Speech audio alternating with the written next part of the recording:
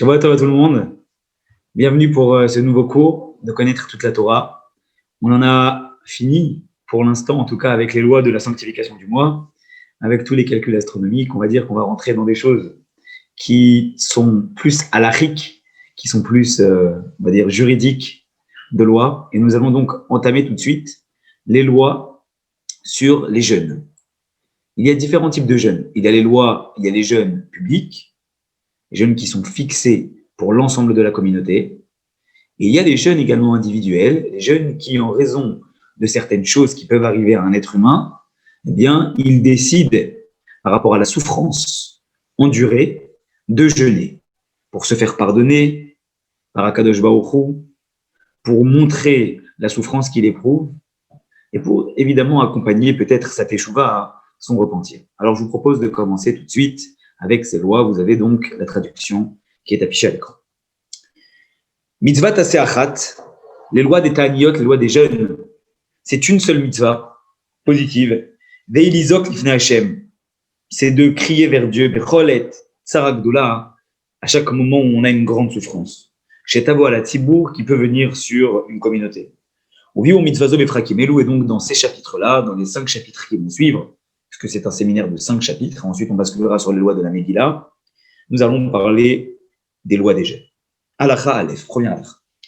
Mitzvah taseh mina Torah, c'est une mitzvah positive de la Torah, l'izok, de crier vers Akadosh Baruch Hu, ou les haria bechatrotrot, et de sonner dans les trompettes. Al kol tzara shetavo, pour chaque souffrance qui peut arriver à la tibour sur une communauté. Chez Neymar, c'est écrit en vérité, la source, c'est dans le verset Parashat Bamidbar, Sefer Bamidbar, pardon. Veritavo milchama be'artechem, ici il y a une guerre qui arrive sur vos terres. Ala tzara tzoretrem, sur une souffrance que vous allez éprouver, ve'areotem bachatzotrot, et vous devrez sonner dans les trompettes. Kelomar, c'est-à-dire, kol davar sheyatzer lachem, chaque chose qui vont vous faire souffrir, qui vont batzoret, comme par exemple, si la pluie ne tombe pas. Des dévers, imaginons qu'il y a une épidémie, que Dieu nous en préserve, qui affecte un certain nombre de personnes. Des harbés, des bêtes qui envahissent nos terres.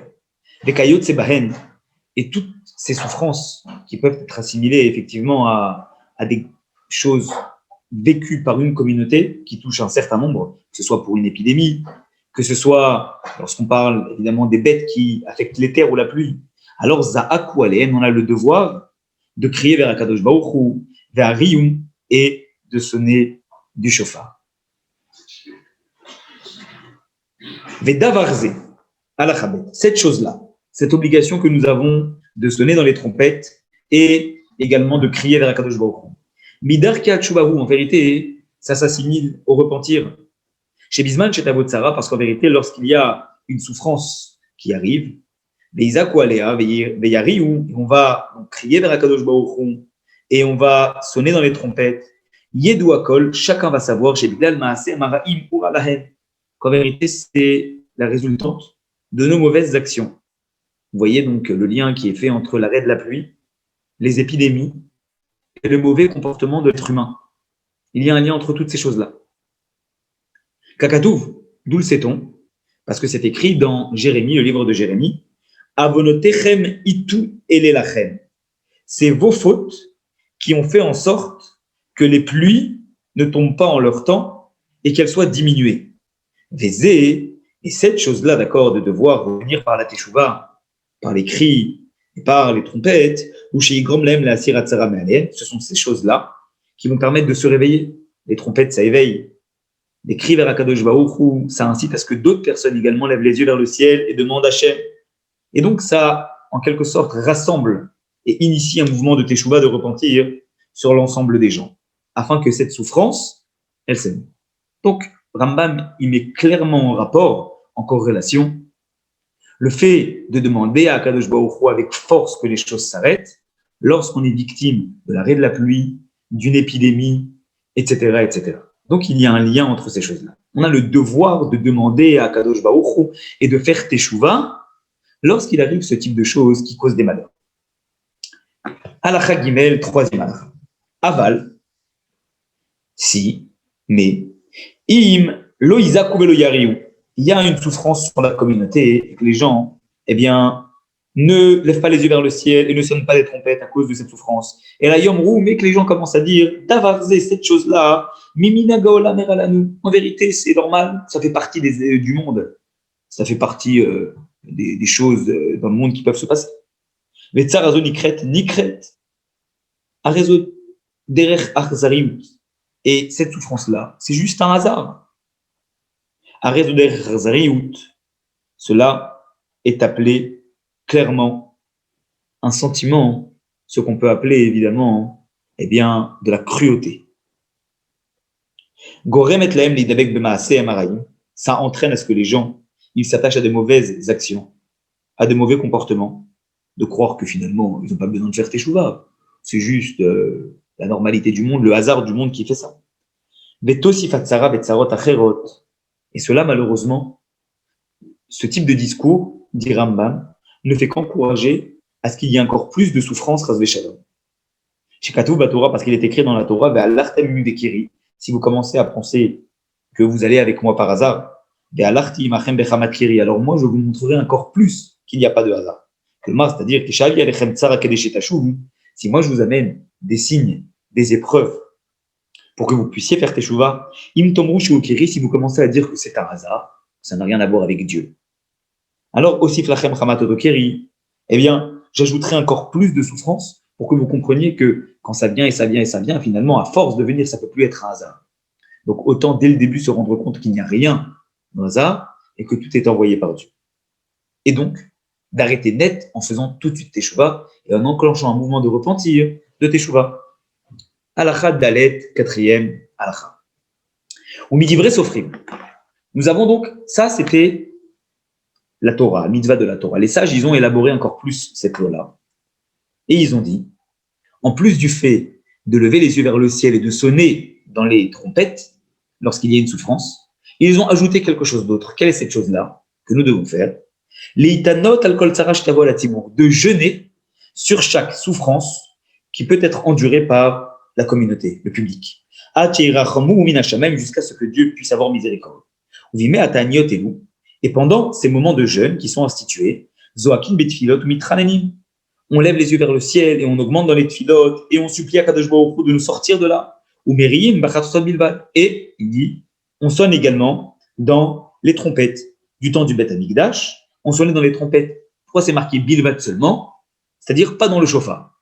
Ce sont dans les trompettes que sonnaient les gens lorsqu'il y avait des jeûnes instaurés par la communauté et pour la communauté. Vous savez qu'il est écrit dans la Torah que Parashat Balotecha, dans le Sefer Bamidbar, qu'il y a des trompettes qui étaient faites en argent. On utilisait ces trompettes lorsqu'on partait en guerre. Et également, une autre raison que vous voyez ici, lorsqu'il y avait des jeûnes publics institués. Mais pas le shofar. Des imayou, pourquoi? Parce que c'est marqué bechatrotzrot, que c'est avec les trompettes qu'on éloigne Sarah, la souffrance. Dans la Torah, donc, on se fie au mot du verset, c'est les chatrotzrot, c'est la trompette qu'on utilise, et pas le shofar. Sinon, c'est la Torah, elle voulait parler du shofar, elle aurait parlé également du shofar. Des imayou bamikdash. Et si on était par contre dans l'emplacement du Beth Amikdash, merin bechatrotzrot ou va shofar, on utilisait les deux. Ça veut dire que lorsqu'il y avait un jeûne public, ceux qui se trouvaient à l'extérieur du temple, eux, sonnaient les trompettes. Ceux qui se trouvaient à l'intérieur du temple, les Kohanim qui participaient également au jeûne public, eh bien eux, non seulement ils sonnaient les trompettes, mais également le shofar, comme le fameux verset que nous disons à Rosh Hashanah, bechatzrotzrot bekol shofar, ariou nifne. On va d'abord sonner dans les trompettes et ensuite dans le shofar.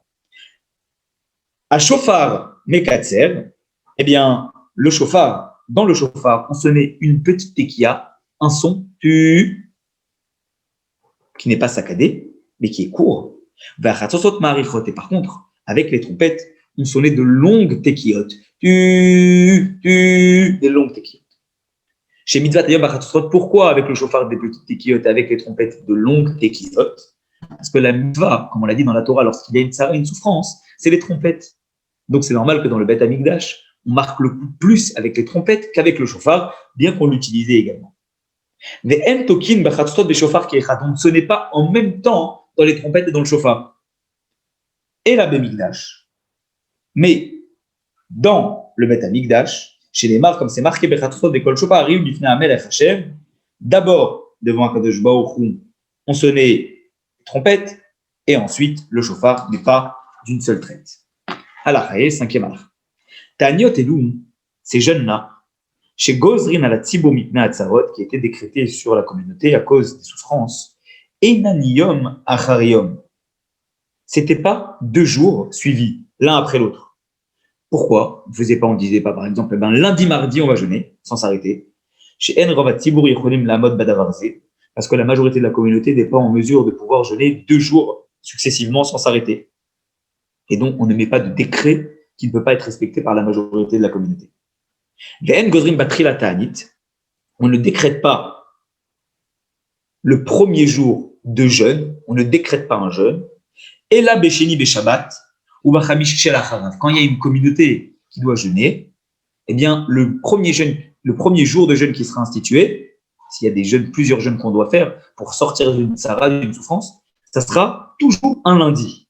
Et ensuite, eh bien, un jeudi. Donc, c'est lundi et jeudi, les jours qui étaient choisis pour jeûner. Et ensuite, si on doit continuer, on va chez Shelacharav, le lundi qui est après. Donc, lundi, jeudi, lundi.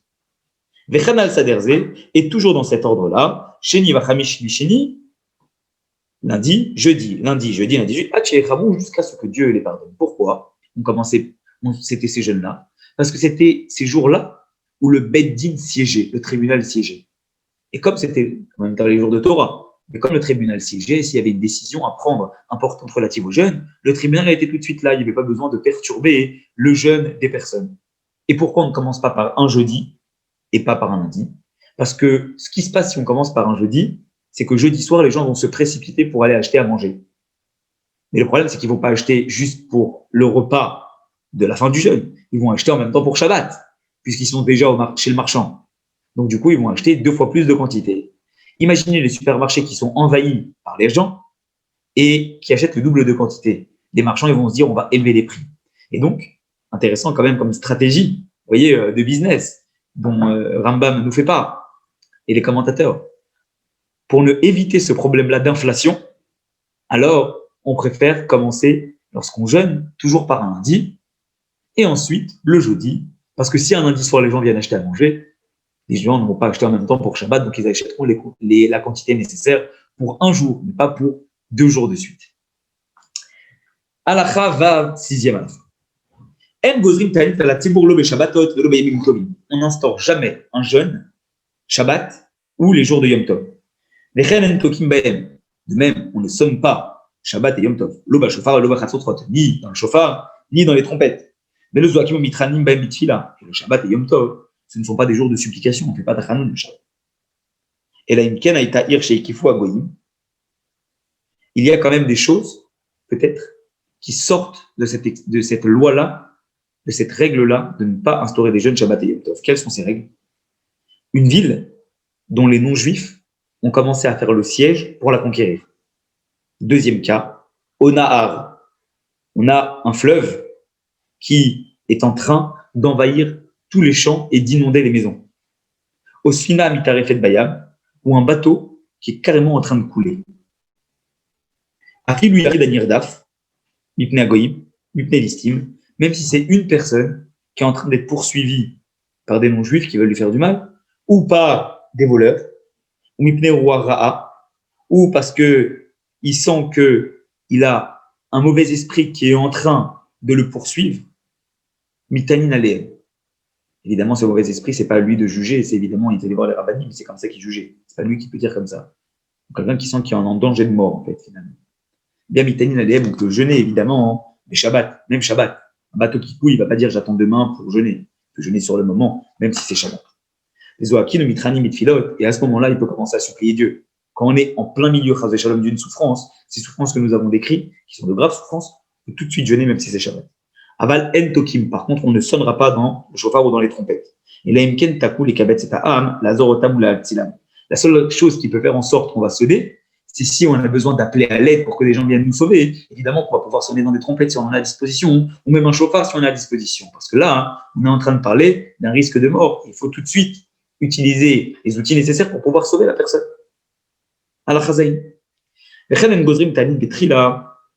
De même, on ne va pas instaurer un jeûne au début. Ça veut dire un lundi, un jeudi, un lundi, Beraché Chodashim, Chadashim dans Rosh Chodesh, Bechanouka ou Chanouka, ou Pourim, ce sont des jours où on n'instaure pas de jeûne. Au Becholo Shel Moed ou Chol HaMoed, des Mifet. C'est des jeûnes qui sont interdits des jours qui sont interdits de jeûne. Des Mitrilou Leitanot à la Tzara Afilou Yom Echad. Si par contre on a instauré un jeûne, un lundi, un jeudi, un lundi, on ne s'est pas rendu compte que dans ces jours-là, qui ont déjà été instaurés à l'avance, il va y avoir Rosh Chodesh qui va arriver, ou Chanouka, ou Pourim. Mais on a déjà commencé l'ordre des jeûnes. On avait dit par exemple, pendant les 5 prochains lundis et jeudis, on va jeûner. On ne s'est pas rendu compte que pendant ces 5 lundis ou jeudis, il va y avoir en plein milieu un Rosh Chodesh. Fagabaim Yom Be'elu. Et qu'est-ce qui va se passer? On a donc commencé le Seder, et de cet ordre-là, et il y a un jeûne donc qui va tomber, Chanouka, Rosh Chodesh, Pourim, Mitanim. Eh bien, on va jeûner ces jours-là. Ou Mashlim Mayom Betanit. Et ce qu'on va faire, c'est qu'on va compléter le jeûne jusqu'à la fin de la journée et on ne va pas arrêter en plein milieu le jeûne, en plein milieu de la journée. Donc, si on commence le jeûne en lundi, on se dit mince, mais c'est Rosh Chodesh, je n'ai pas le droit. Si tu as commencé, tu continues le jeûne. À la Chachet. Taniot et Lou, ces jeûnes-là dont on parle, chez Mitanin, à la Tsarot, qu'on instaure et qu'on jeûne à cause des souffrances, Ein Mitanin Ba'en, Lo Ubarot, Velo Menikot, Velo Ktanim. Ni les femmes enceintes, ni les femmes qui allaitent, ni les petits, ici quand on parle de petits, on parle de jeunes moins de 18 ans, nous dit Rambam, parce qu'en général les petits ne jeûnent jamais. Donc le fait que Rambam précise ici que les petits ne jeûnent pas dans ce type de jeûne, c'est parce qu'il parle de jeunes qui ont moins de 18 ans, nous dit Rambam. Mutarin leichol balayla, évidemment que dans ces jeunes-là, on a parlé, à cause des souffrances, eh bien, on peut manger le soir. Afalpi shemitanin macha, bien qu'on jeûne le matin. Donc, pas comme Tisha B'Av ou Yom Kippour, on commence le soir dès la veille. Eh bien, dans ces jeûnes-là, on mange la veille et le matin, eh bien, on commence le jeûne. Je répondrai à votre question, monsieur Raymond, à la fin. D'accord? Si ça vous va. Juste après avoir abordé toutes ces lois. Chut mita'aniot amatar, en dehors des jeûnes à cause de la pluie qui ne tombe pas, où là, même les femmes enceintes et les femmes qui allaitent devront jeûner. Comme on va le voir plus tard dans le 3e pérec. Vechol ata'aniot, je descends. Vechol ata'aniot sheochlin babalayla, et tous les jeûnes mangent déjà la veille le soir. Ben sibour, que ce soit des jeûnes instaurés pour le public, pour tout le monde. Ben yachid, que ce soit un jeûne qu'une personne décide de prendre seule. On va expliquer dans quel cas une personne peut instaurer un jeûne que pour elle-même. Jusqu'à quand il a le droit de jeûner, de manger, jusqu'à l'aube, jusqu'à ce que le jour se lève. Des ouches le yashan, et à condition, nous dit Rambam, qu'il n'ait pas dormi encore depuis le début de la nuit. Ça veut dire que nous dit Rambam, très intéressant, parce que la halakha ne dit pas ça, on va le voir tout de suite. Si une personne, elle mange le soir, elle a le droit de manger tant qu'elle n'est pas allée se coucher. Mais dès qu'elle va se coucher, même si elle se réveille au milieu de la nuit, elle ne peut plus manger. Il doit commencer directement son jeûne. Avalim Yachan, mais s'il s'est endormi, et une réserve au il ne peut plus recommencer à manger. La halakha, elle me dit, pas comme ça, la halakha, elle me dit, la condition pour pouvoir manger, eh bien, vous savez, des fois, les jeunes, ils commencent à 6h30, on se lève à 6h pour boire un café et pour manger quelque chose. Alors, Rambam dit, pas le droit. La halakha dit, si, tu as le droit à condition que tu fasses la condition, la veille avant de te coucher, que tu vas te lever le lendemain matin, que tu vas boire un café, que tu vas manger. Sinon, tu n'as pas le droit. Ça, c'est le Shulchan Aruch qui dit ça, Rabbi Yosef Karo. Donc, c'est la halakha en vigueur pour les Sfaradim. Le Rama, il dit autre chose pour les Ashkenazim. Il dit, même s'ils n'ont pas fait de condition et qu'ils se lèvent le matin, eh bien, ils peuvent quand même manger et boire. Donc, vous voyez bien, pour les Sfaradim qui sont parmi nous, que c'est pas si évident comme ça de se lever le matin à 6h pour aller boire un café et manger. Il faut quand même se fixer la condition dans la tête pour pouvoir le faire. Donc, c'est important. Halakha tête, 9e halakha. Keshem shatibo mitaimi ala tsaratam, de la même façon que la communauté, elle jeûne à cause d'une souffrance, car ayachid mitane al tsarato, une personne individuellement parlant, elle peut aussi jeûner à cause d'une souffrance personnelle. Keitzad, comment est le cas? Risha yalo chole. Imaginez que quelqu'un, une personne de sa famille qui est malade. O toiba midba, o asu bevet asurim, où il est coincé dans le désert, où il est emprisonné. Il a le droit de jeûner et demander miséricorde à Kadosh Baruch Hu, Tfilato, dans sa prière. De Omer, Anenu Bechol Tfila, et dans chaque Tfila, à chaque prière, Shacharit, Mincha, Revit, qu'il va dire du jeûne, eh bien, il devra dire Anenu, le passage qu'on rajoute pendant les jeûnes. Chez Mitpalel, quand il va prier. Velo Itane Beshabbatot, Velo B'Moadot, il ne peut pas choisir de jeûner par rapport à cette souffrance personnelle, Shabbat ou pendant les fêtes. Velo Berachech Chodashim, non plus, Rosh Chodesh. Velo Bechanouka ou Purim, et Chanouka ou Purim. Attention, je précise, eh bien, l'Admour Hazaken nous dit dans le Tanya qu'aujourd'hui, lorsqu'on a des souffrances comme ça, ce type de souffrances qui sont des souffrances qui sont personnelles, plutôt que de jeûner, et le Rabbi l'a répété à maintes reprises, on peut augmenter dans la tfila, on peut augmenter dans la tchouva, et on peut augmenter dans la tzedaka. Autrement dit, une personne qui aujourd'hui, puisque le jeûne est quelque chose qui est compliqué, on peut remplacer le jeûne par l'équivalent pécuniairement de la valeur des repas qu'on aurait investis si on avait mangé. Donc, on estime la valeur, par exemple, de 3 repas. Et c'est la valeur de ces 3 repas-là que nous allons prendre et que nous allons utiliser, mettre à la tzedaka en remplacement de ce jeûne-là. Est-il interdit pour autant de jeûner quand on a des souffrances personnelles? Non, c'est permis. Mais si déjà, une personne n'en a pas la force, elle peut remplacer aujourd'hui ce type de jeûne par la tfila, en priant plus, évidemment la teshuva, se repentant, puisque des souffrances, elles sont aussi liées, c'est des preuves qui sont aussi également liées au comportement de la personne pour le réveiller, et également par la tzedaka. Halacha Yud, 10e halacha. Kol Tanit, chaque jeûne d'une personne individuelle, chez l'Okibla Alava Yachid, Dibeodium, qu'une personne, individuellement parlant, elle-même, n'a pas pris avant que la nuit tombe, eh bien, Eina Tanit n'est pas un jeûne. Personne, elle ne peut pas dire quand le soir est tombé, ah bah tiens, je vais jeûner demain matin. Non. Si tu veux jeûner demain matin, il faut que déjà, quand il faisait jour la veille, tu aies fait la condition dans ta tête de jeûner le lendemain. Keitzad Mekabla, nous dit Rambam, comment il accepte le jeûne? Comment il fait? Comment ça se passe? Keshit Palel Filat Mincha, quand il va prier Mincha donc de la veille, prière de l'après-midi de la veille, Omer Batfila, il va dire dans la prière de la Mida, Anenu, il va déjà dire Anenu, la veille du jeûne. Les Gomer Belibo, il va donc décider à l'intérieur de lui-même, dans son cœur, l'Itanot et Machar qu'il jeûnera le lendemain. A Palpi, bien qu'après avoir pris la décision de jeûner, ou Ochel Balaïla, finalement il va manger encore, puisque c'est Mincha, et le soir, il va manger pour se préparer au jeûne du lendemain. Alors il fait malgré tout Anenu avant? Oui. Eh bien, l'Oefsit Kloum nous dit Rambam, il n'a rien perdu de son jeûne, même si il dit Anenu, la veille du jeûne, il mange le soir pour se préparer, et le lendemain, la journée, il va jeûner. Ça s'appelle un jeûne. De la même façon, nous dit Rambam, Im, au moment de la trida de Mincha, Gamar Belibo Bekibel Alav Leitanot Shlosha Warba Yamim Zeacharze, il a pris la décision dans son cœur de jeûner 3 ou 4 jours successivement. Ce sont des choses que le tribunal rabbinique ne peut pas instaurer, mais que lui-même, sur lui, il peut instaurer, s'il en a la force. Bien qu'il décide de manger chaque soir, ça veut dire, il jeûne lundi, il mange le soir, il jeûne mardi, il jeûne mardi, il mange mardi soir, etc., etc. L'Oefsit Tanito, ça ne s'appelle pas de ne pas avoir jeûné.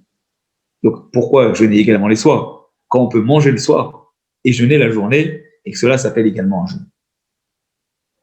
Et une autre Saïr Kavana, il n'a pas besoin également d'avoir l'intention, des Chol Yom Vayom Ibeodo, chaque jour, quand il fait jour, qu'il va jeûner le lendemain.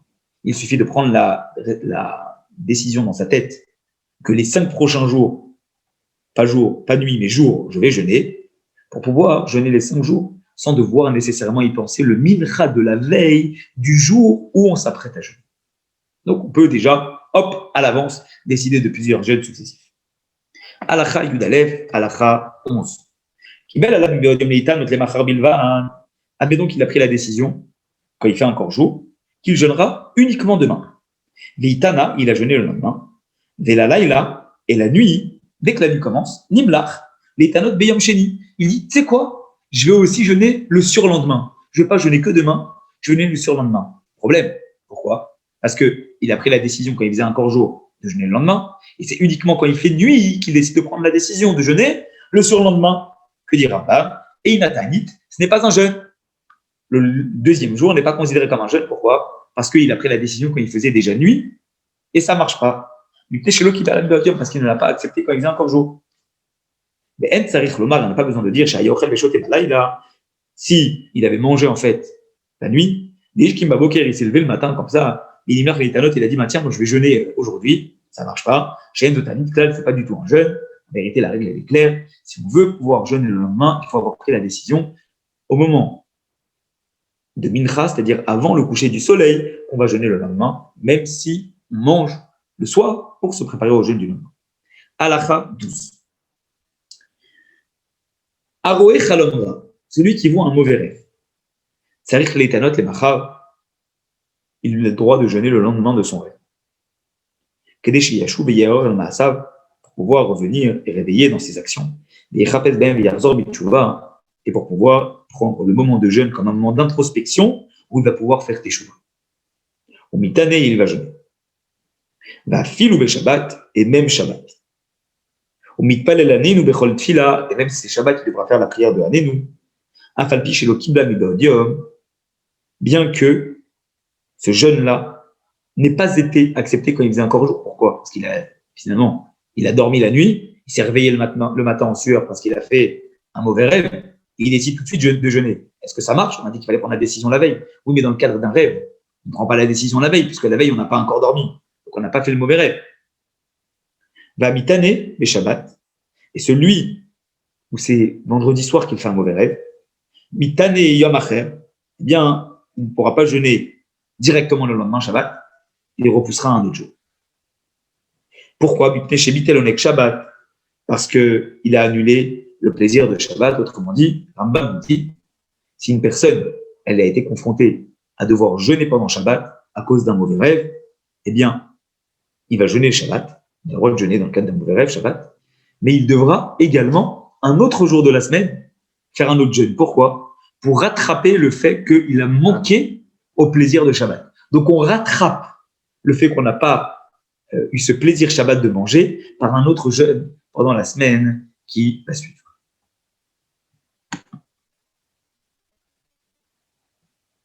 Je réponds à la question, M. Wakmin, juste après, avec votre permission. Halacha Yudgine, Halacha 13.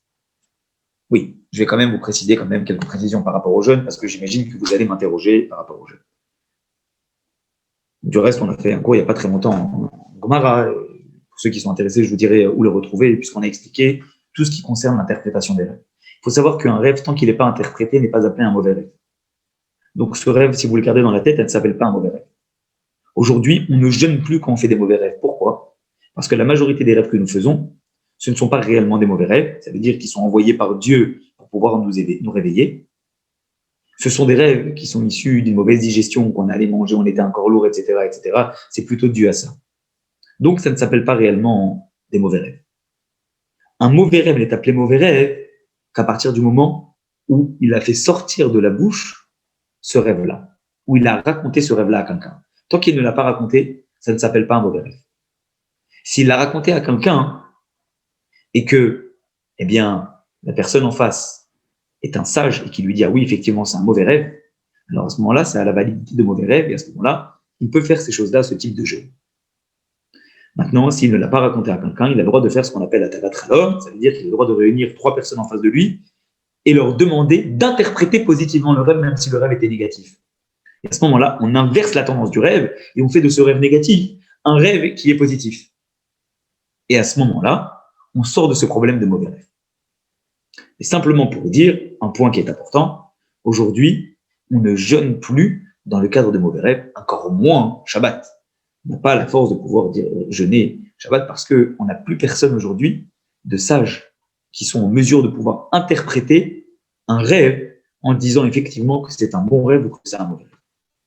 Donc, cette halakha-là existait du temps de Rambam, parce que certainement que Rambam, lui, pouvait interpréter ça, mais aujourd'hui, on n'est plus en mesure de faire ça. Halakha 13.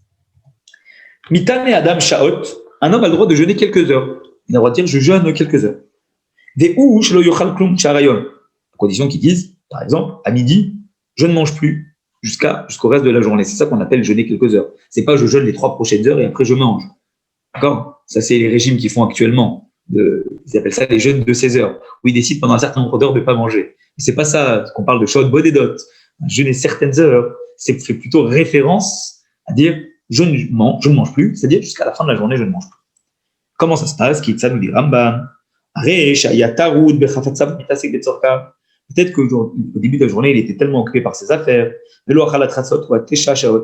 n'a pas mangé jusqu'à la moitié de la journée ou jusqu'à la 9e heure à cause de tout ce qu'il avait à faire. Et il n'avait pas d'intention de jeûner. Et c'est juste parce qu'il est tellement occupé qu'il n'a pas mangé. Mais Nimlach, et après ces heures-là, il dit, bah tiens, c'est marrant, j'ai pas mangé. Donc puisque j'ai pas mangé, peut-être que je me dis maintenant que le reste d'heures qui me reste dans la journée, eh bien, je les complète, comme ça j'aurais fait une journée entière de jeûne. Mais il décide de jeûner les autres heures de la journée. Il peut jeûner les autres heures.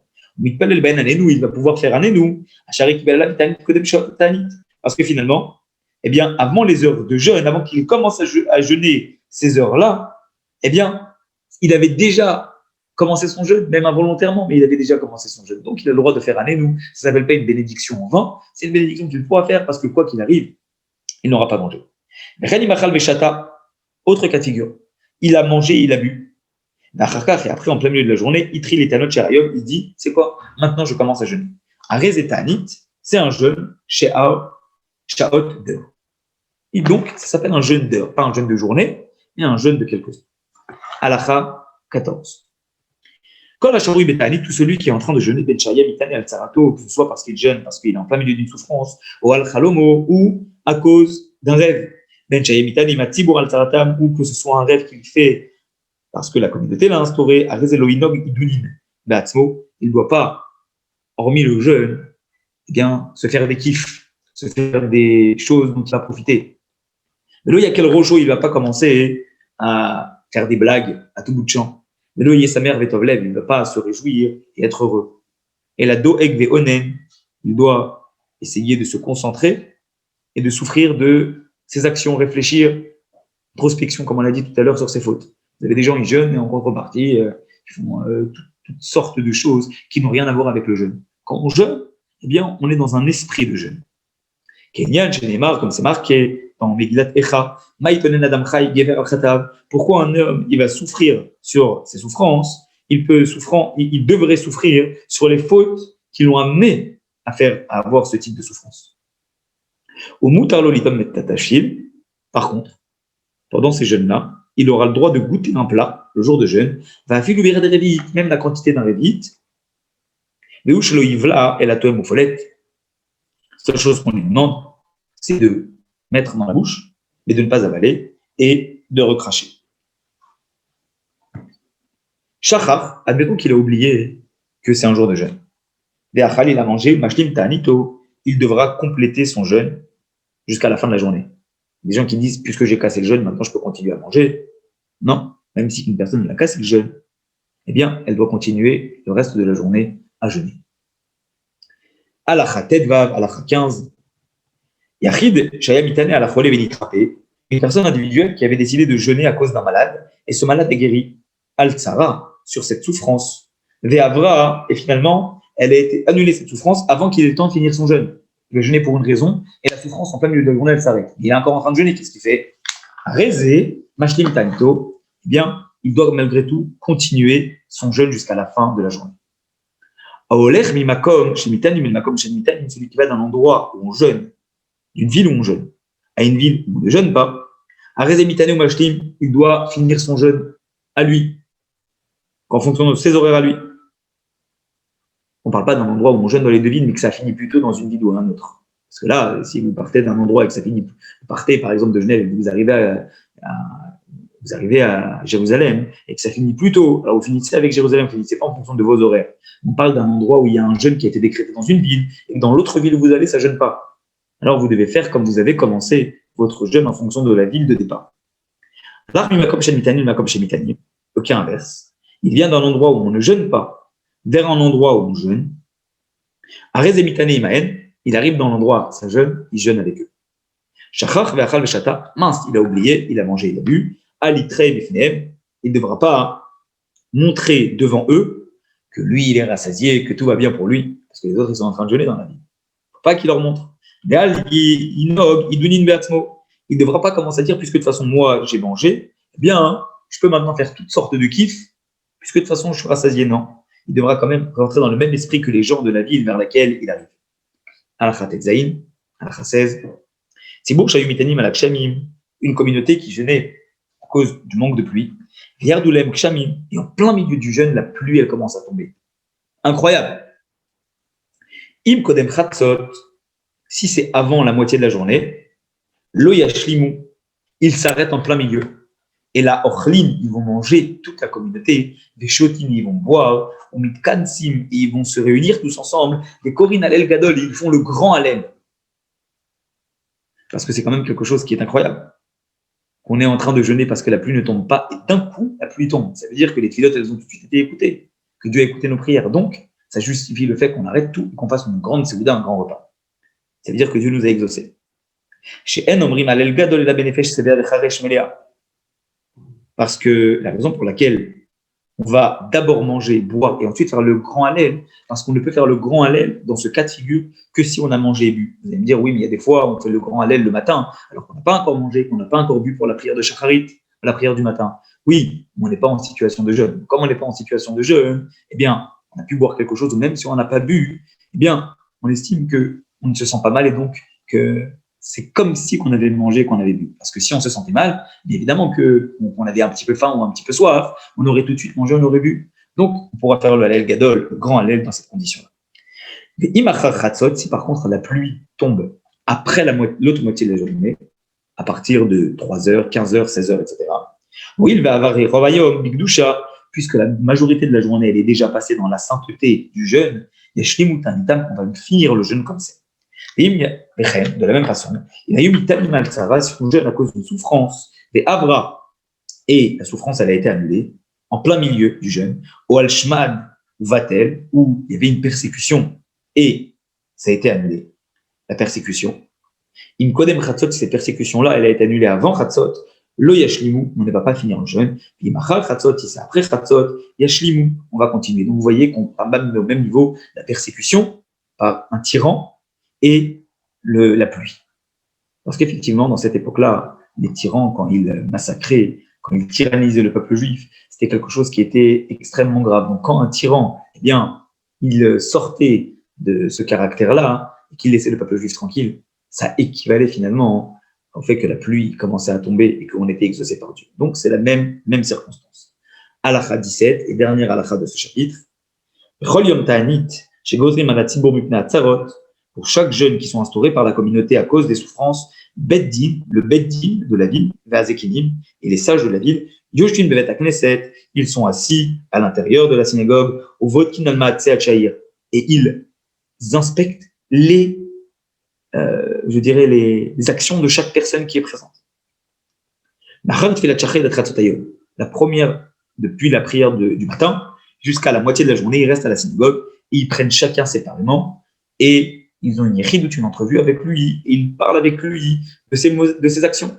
Et ils essayent d'enlever toutes les fautes commises par la communauté de la ville. Ils avertissent, et ils parlent, et ils inspectent, et ils enquêtent sur les actions des personnes qui font des avérotes financières, de l'argent, quel point c'est grave. Avérotes et les mauvaises actions. Ils essayent de les éloigner au maximum de ce type d'avérotes. Valba, les Zoroa, ou des gens qui font le Lachonara, qui font de la médisance. Ou Mashpili Notam, et ils essayent au contraire de les remettre à leur place chacun pour qu'ils sortent de ces mauvaises actions, et de la même façon pour toutes ces choses-là. Donc ça, c'est la première moitié de la journée. Première moitié de la journée, on fait la prière de Shacharit, et ensuite, chacun s'assoit avec les sages de la communauté, et il fait teshuva, il parle de ses mauvaises actions. Ensuite, depuis la moitié de la journée, de la Erev jusqu'au soir, eh bien, la première moitié, eh bien, de la deuxième partie de la journée, Korim Bebrachot Shema Torah, on s'assoit et on lisait la parashat Bechukotai, eh bien, les bénédictions et les malédictions qui sont marquées dans la Torah. Chez Neymar, comme c'est marqué que Moussa Hashem, Beni Altimat Valtakot Betochachto, ou Maftirin Benavi, et on faisait la Haftara Benavi, du prophète, Betochachot, Minyan Atzara, à propos, évidemment, des différentes souffrances qui peuvent arriver. Les Revi Ayom est la deuxième partie, la deuxième moitié de la deuxième partie de la journée. Metrel Mincha, on fait Mincha, on Mitra Menim, et on fait des supplications, des Zoakim, et on crie, on sonne les trompettes, on mitvadim, kefi kochan, et on fait le bidoui, on supplie Dieu de nous pardonner avec toute notre force. Voilà, on a fini avec notre chapitre.